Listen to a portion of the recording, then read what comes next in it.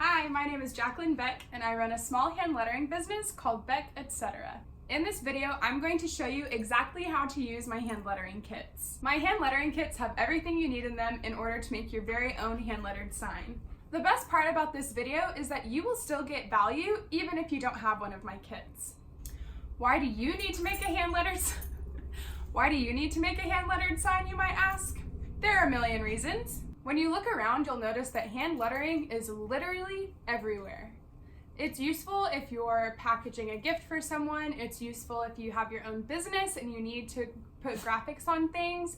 You can make your own hand lettered signs and give them away as gifts. In this video, you'll hear me reference my hand lettering guide quite frequently. You can download this free hand lettering guide in the description box below. In your hand lettering kit, you'll find a printed and bound hand lettering guide that you can download for free and print now if you want to get started. You'll also find a sign that I've made by hand and all of the tools that you'll need to write on that sign. Here in these videos, I'll be showing you exactly how to write on the sign that is identical to the one in your kit. When you order a kit, you'll also have access to my exclusive Facebook group. This dog keeps moving.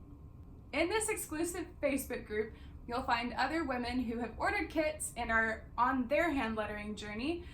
This Facebook group is really supposed to give you more value on a consistent basis. I'll be on there answering questions live at least once monthly, and you'll be able to share your own progress and see how other people are doing as well. The first thing I suggest you do before diving in and getting started on your sign is really taking the time to go through your hand lettering guide. There are practice sheets in the back, and there are examples of every letter you would ever need to write in the middle. Remember, the most important part is that these signs are not meant to be perfect. If you wanted a professional looking hand lettered sign, there are a million places you can go for that. Alright, I'm going to walk you through my hand lettering guide and the actual hand lettered sign that you will create. Alright, let's get started. Alright, here we have my hand lettering guide. This is my exclusive system for creating your own unique hand lettering style in 4 parts. I'm showing you just the very first glimpse into each part, but to get the entire thing, you'll need to download it for free in the link below. This guide discusses upstrokes and downstrokes and then gives you examples of what each letter looks like with different styles. There's room next to each letter for you to actually practice on your own, and this is kind of what that would look like. I'm doing them in pencil, which is what I would suggest you start with, but then I move to a Sharpie just so you can see a little bit better. So notice that each letter looks different than it does in the example, and each of your letters will also look different. Everybody's style is different. Every time you pick up a new pen or write on a new piece of paper, it's going to look different than the time before. But what you're looking for is your own style. Try to see where you can be extra creative and where you like your letters to go.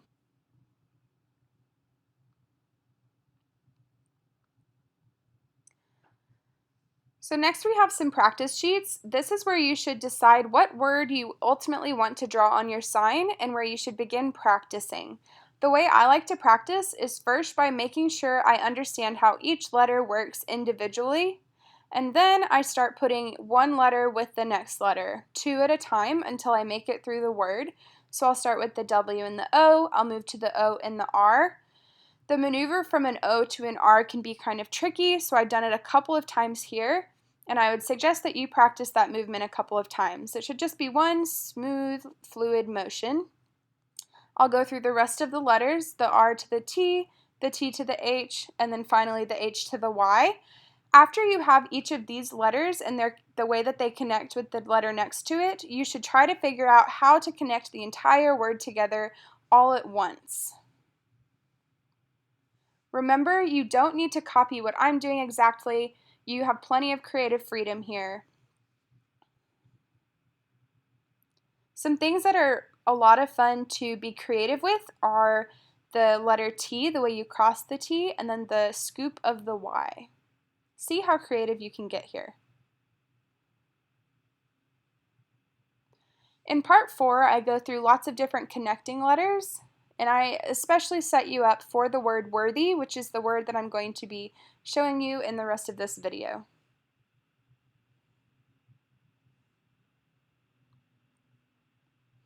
I also give you a couple of examples of other letters that I think can be tricky to put together, such as A and E and Y and Z. Once you feel comfortable with connecting letters and the word you're going to write, it's time to get your sign out. If you are using one of my kits, you can just pull out the sign, and if you're not using one of my kits, pull out what you are wanting to work on. And the first step is to make a cross section so that you know where the center of your sign is. This is the center of my sign. If you wanted to put your word over on the right or up on the top, then you would want to put your cross section accordingly. I'm putting my word in the middle. So once I know where that cross section is, I will know where the center of my word should lie. And it's really just important to write out your word and decide where the middle of your word is, since it isn't going to necessarily be dependent upon the number of letters. A T and an H are a lot thinner than a W and an O, so the middle of the R is more the center of my word, more so than between the R and the T. I hope that makes sense.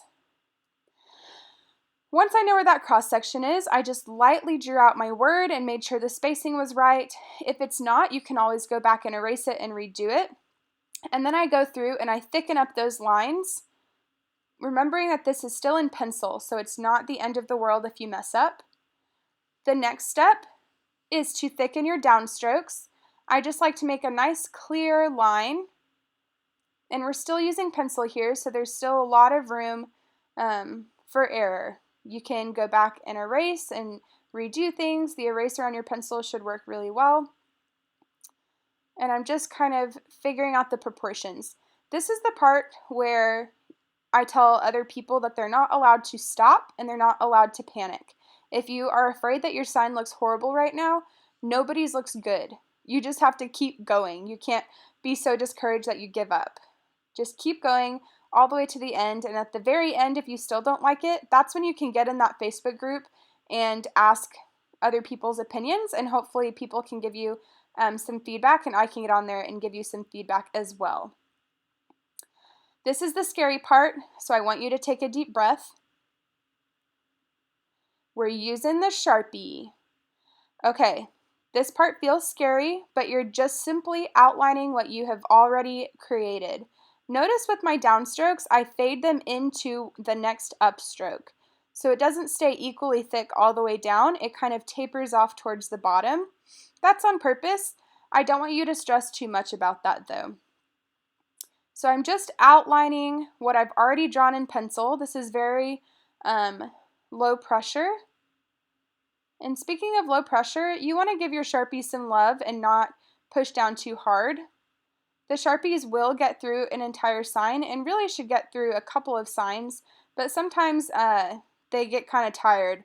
If your Sharpie starts to run out, just give it a while, give it a little break, take a walk with your dog or something, come back and continue working on it. But I promise you it will make it through a sign. It should make it through 2 or 3 signs.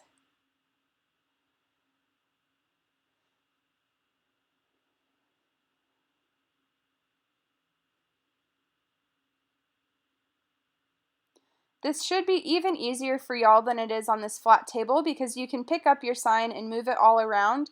See, I keep bumping into my succulent there, but the succulent was so pretty and it's growing so big that I wanted to put it in the frame.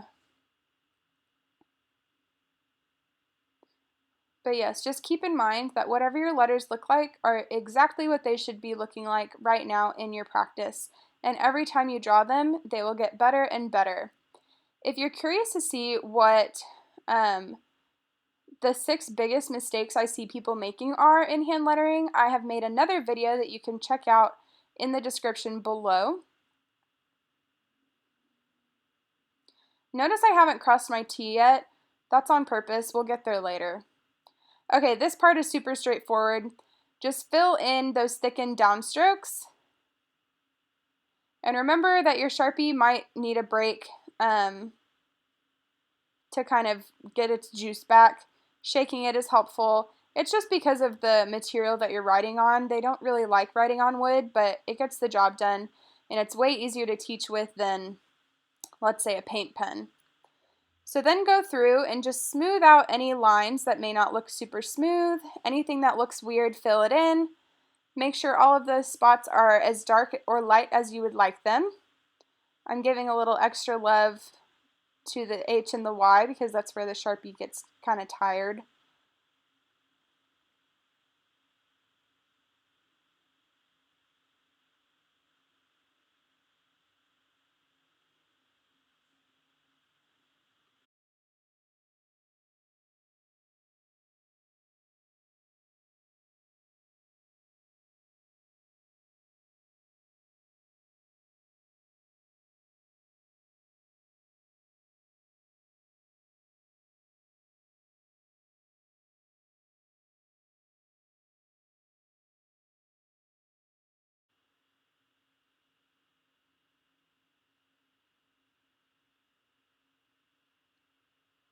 Alright, now finally we're going to cross our T.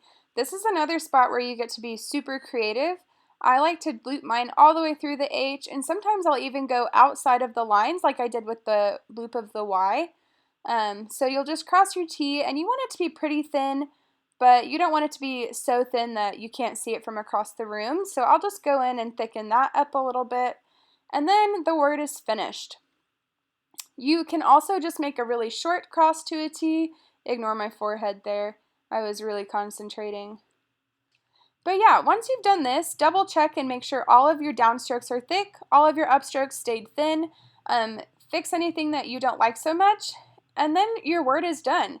So now it's time to take your pencil and erase those crosshairs and erase any pencil that is still showing from when you drew it out earlier. Once you've done that, you can either be finished, or I thought it would be fun to kind of show you how I'll embellish signs.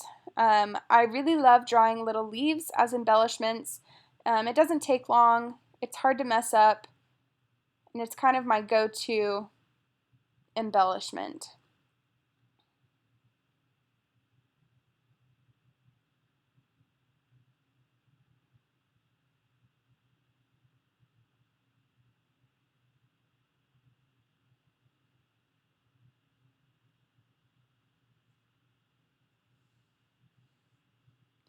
So to recap, the most important parts of this are to sketch out your word, make sure you practice beforehand, do everything in pencil, including your thickened downstrokes, go over it patiently with a Sharpie marker, and then the biggest part is to stop expecting perfection from yourself. If this is your first sign, I challenge you to get all the way through it, complete the sign, and then hang it in your home somewhere. If you really hate your sign at the end of it, I really hope that you'll post in the Facebook group and show us, and we can give you some encouragement that it's not as bad as you think. My hope for these kits is that you can overcome the fear of perfection, overcome the fear of failure, and end up with a beautiful hand-lettered sign that you made yourself. If you've ordered one of my kits but you're not in my Facebook group yet, go ahead and go in there and see what other people are working on. If you haven't already, push that subscribe button, leave a comment below letting me know what other content you would like. I hope you enjoyed watching this video, and I'll see you next time. Bye!